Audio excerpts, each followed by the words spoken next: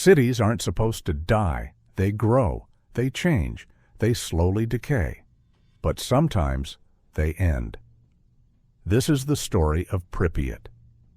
In 1986, Pripyat was one of the youngest cities in the Soviet Union. Almost 50,000 people lived here. Most of them were young, most of them had children. The city had schools, hospitals, cinemas, and parks.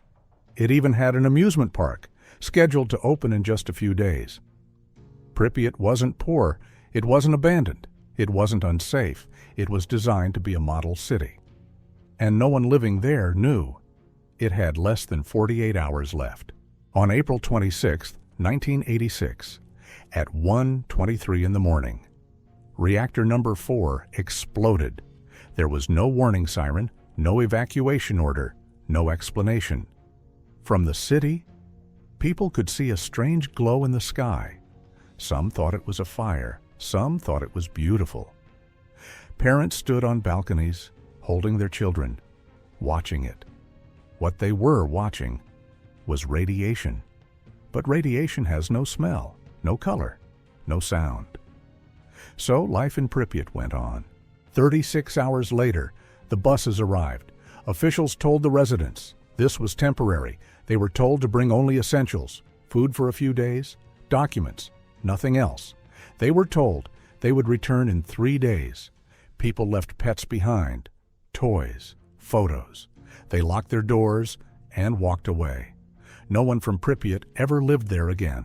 Today, Pripyat is silent. The schools are empty. The hospital beds are still there. The amusement park never opened. The city didn't die in a war. It didn't burn. It didn't collapse. It was abandoned because staying meant dying. If you want more true stories like this about real places and real disasters, consider subscribing.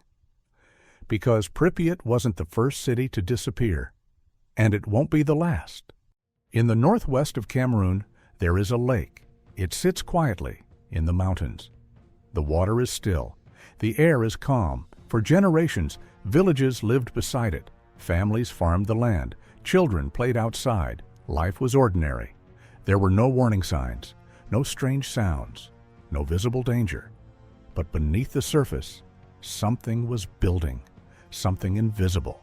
On the night of August 21st, 1986, the lake changed. Without warning, it released a massive cloud of carbon dioxide gas. The gas had no smell, no color, no sound. It rolled silently down the hills. Into the villages below, people were sleeping. They never heard it coming. They never saw it.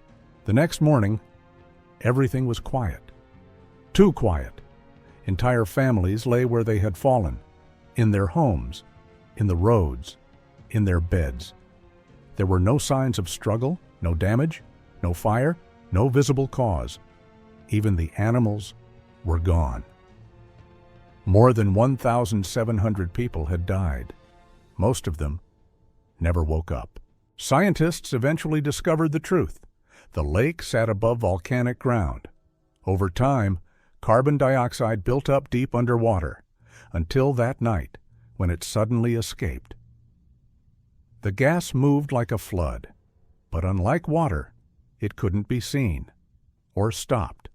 In Pennsylvania, there is a town that never stopped burning. Its name is Centralia. In the 1960s, it was a normal American town. Families lived here. Children went to school. Neighbors knew each other. Nothing about Centralia seemed unusual. But beneath the town, there was coal, miles of it. And in 1962, something went wrong. It started with a fire, a small fire, in a landfill. Fires like this were common. They were supposed to burn trash and then stop. But this fire didn't stop. It spread underground into the coal mines beneath the town, and once coal catches fire underground, it can burn for decades. At first, no one noticed. Then, smoke began to rise from the ground. Roads became hot. The air smelled strange. In some places, the ground began to crack. Toxic gases leaked into homes.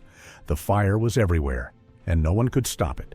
Eventually, the government made a decision. Centralia had to be evacuated.